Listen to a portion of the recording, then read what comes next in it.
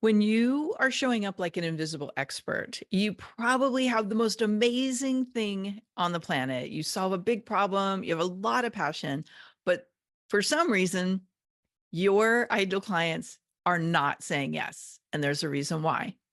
Hey guys, it's Melanie Benson here, Authority Amplifier to Expert-Based Entrepreneurs. And today's part 3 in this special series that I'm doing this summer. And my desire to do this series started simply because I've been seeing some trends in our industry where people are pursuing a business without the right elements, the right factors in place, and it's setting them up for frustration and overwhelm and not being able to really pull off that next level growth.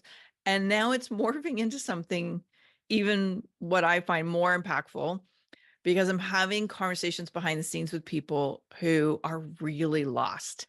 And there's a couple things happening. I'll talk a little bit more about it in next week's session because there is something emerging right now with everything happening in our world. And what we used to do isn't working anymore. And I think many of us know that. Even if what you are doing is working, you're probably noticing it's slowed way down. And there are some very powerful things that we can step into right now that help us continue to grow our reach and our impact in the world and the revenue, but also to help us really evolve what we're meant to do and be in our purpose, which I think so many of us know the importance of. Today, what I want to talk about is the invisible expert syndrome. And this is a term that's kind of emerged. It's a lot like best kept secret syndrome because you do recognize you have expertise, but other people in your industry, especially the clients, are not recognizing it. And even though you've been doing this forever, you may feel like, oh my God, like I'm invisible, like people are not coming to me. And I think it's exacerbated right now because of some of the changes in buying patterns and all the noise in the industry. There's a flood of people who offer coaching and consulting and training. And how does your audience know you versus everyone else? And I like to study. I like to pay attention. I have conversations. I host these roundtable experiences for peers in my industry. And I'm asking the questions like what's working, what's not working, where are things stuck? And what I keep hearing over and over and over again is even if we are doing okay, it's not where it used to be.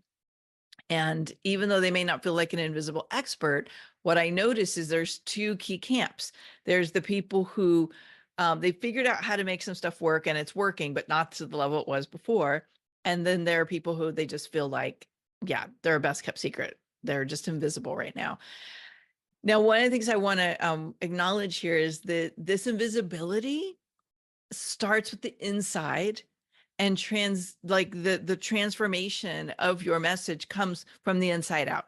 Like your ability to activate your power of your message starts with the internal relationship you have with your expertise and your value. I'm going to talk about that more next week. Today, what I want to talk about is an awareness of some places where even though you're doing all the right things, there are some little subtle disconnects in your positioning of your brand and your message and your offers that are maybe turning your potential clients off. And at a best case scenario, it's keeping you in this invisibility. And at a maybe not so desirable level, it's forming this repelling behavior. Now, I learned something many years ago, back like in early 2000s, like 2001, 2002, I was hosting these events in LA every month. I was bringing, somewhere between 50 to maybe 90 people in LA, which is no small feat, by the way, in Los Angeles.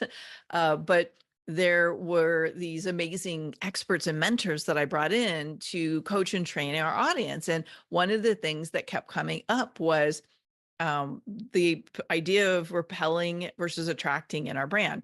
And I first heard this from a man named Peter Montoya. And he talked about that in your messaging and in your brand positioning, it is your job to create an energetic relationship with your potential client that attracts the ones that are your ideal clients. These are your dream clients. These are the ones that you know that you can help. They're going to get the best results. They're action takers. They're going to lean in. And they're willing to invest money to go where you can take them, whether it's solving a problem or achieving a goal, right? But in the process, you have to repel everyone else. And part of the reason why I see so many amazing experts who have so much talent and so much power is their brand, their message, their positioning is so generic, and it's so there's no repelling energy, there's no attracting energy, and nobody knows how to say yes unless they already know you and they have a relationship with you. And I want to really bring that last point home. You have probably gotten clients because somebody really awesome referred them to you. They spoke highly of you. They didn't need all of the messaging and all of the brand energy. They just leaned right in. But when that dries up or it's not enough, and you try to open up to more leads coming in and you're trying to be more visible, if you don't have all of this brand and messaging energy dialed in, then that creates this invisibility. So that's, once you got the inside stuff worked out, if that's showing up for you, if you're still feeling invisible, chances are you've got some disconnects. So here's some ways in which you may be subtly turning off a potential lead and not even knowing it. So we were talking a little bit about, like, your message is generic. It's not speaking to the needs and desires of your ideal client.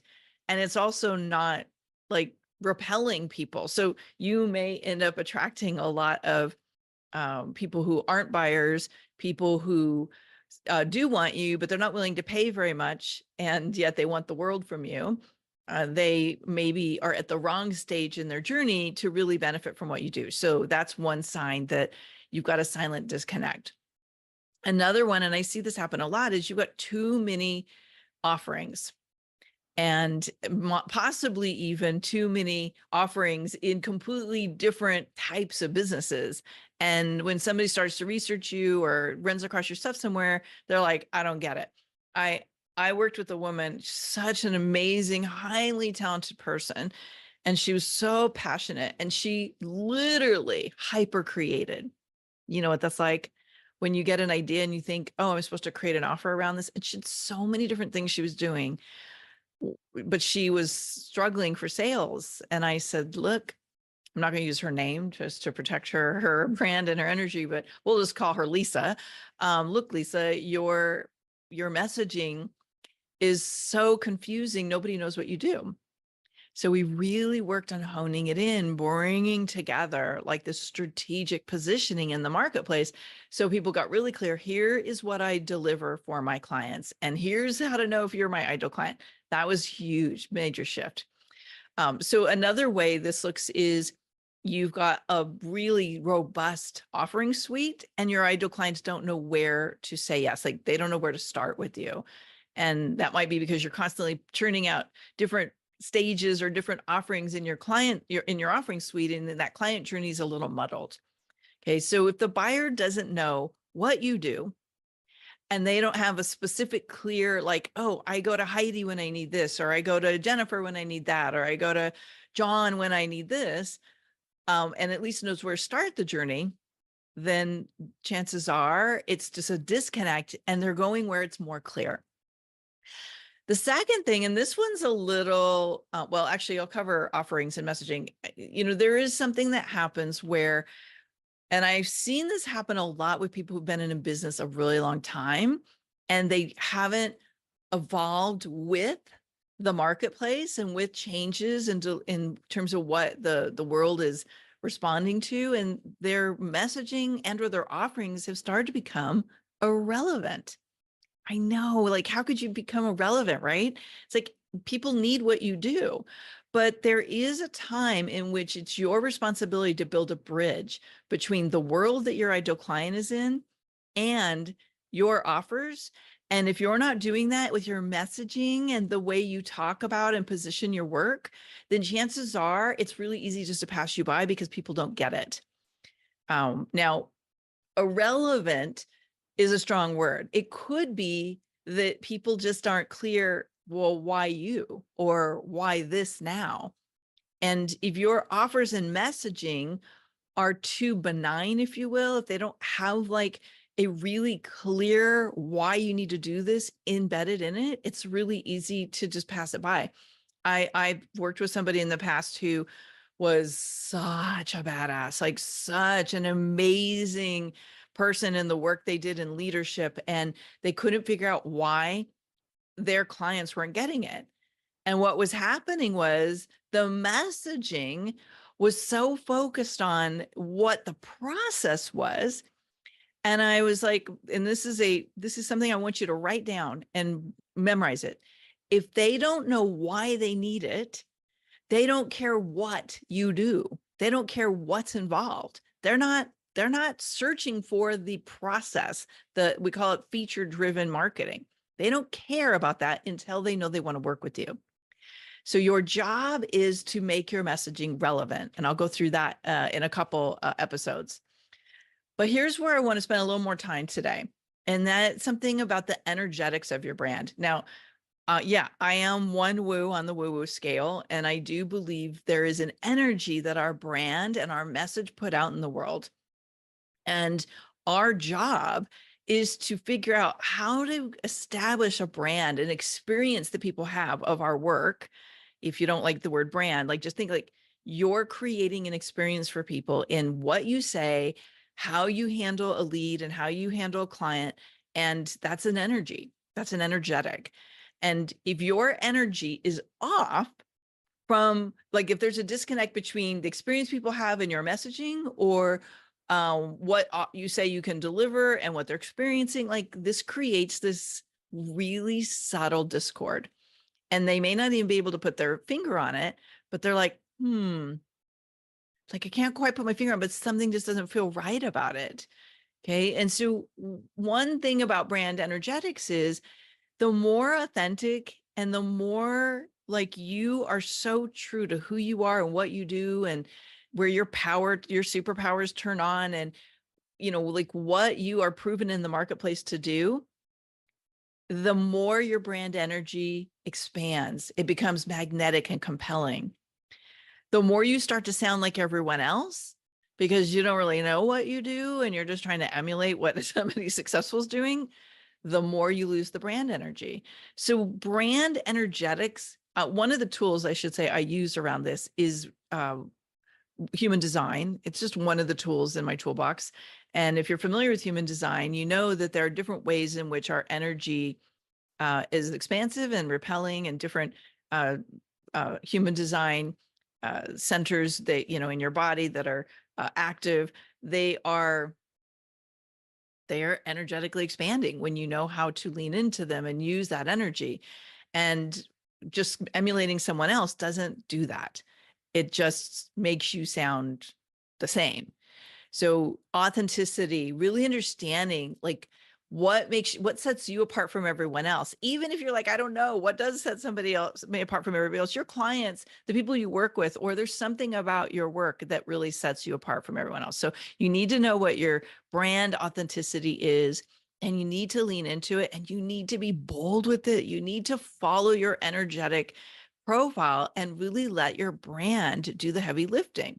So that's in your ideal clients, that's in your delivery system for your programs, that's in terms of really understanding what do my ideal clients need and want for me, and where's the intersection of that with my most authentic superpower and what lights me up.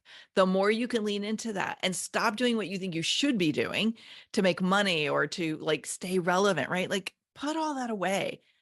What you need is to light up you and make that so exciting and so compelling and so magnetic with your messaging and your positioning and your visibility strategy that people are just like, oh my God, how do I get some of that?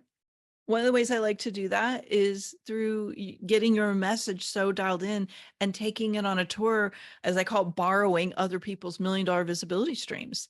And when you do that, and you're fired up about it and people feel that energy, there's no better way than being live in person for somebody to get, oh my gosh, I need that.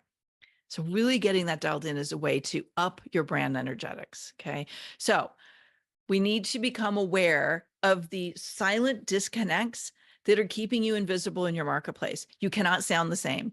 You cannot blend in. You cannot be safe. Stop trying to be safe in your little, like, I don't want to repel people, but you're not really attracting anybody either. Boldly claim what you're about and who you're for. Dial in your brand energetics and make sure you have clear, specific offerings that your ideal audience goes, boom, that's what I need. And don't be afraid to leave people behind. Okay. You're not trying to be everything to everybody. That's not who your ideal client base is. Okay. Unless you're Oprah, maybe, but even she still has her brand alignment. She knows who she's for. Okay. Figure out who you're for. Figure out who gets the best results from your work. And let's get your brand dialed in and get a message that when you amplify it in this way, you're on fire and you're making a great impact. And you're no longer the invisible expert.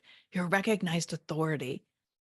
Okay. So next episode, session, whatever we're going to call it, is I'm going to cover one thing that you must do.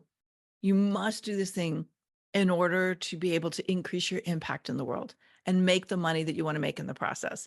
Okay. And it's not what you think it is. It's not about selling, not directly. This is not about your offers, not directly, but it's something that's not being talked about enough. And I'm going to share it with you. Okay. So make sure you turn in next week. And if you have loved today's episode, or at least gotten an aha, would you share this with somebody who you think might need to hear it, or just comment, let me know what your aha was.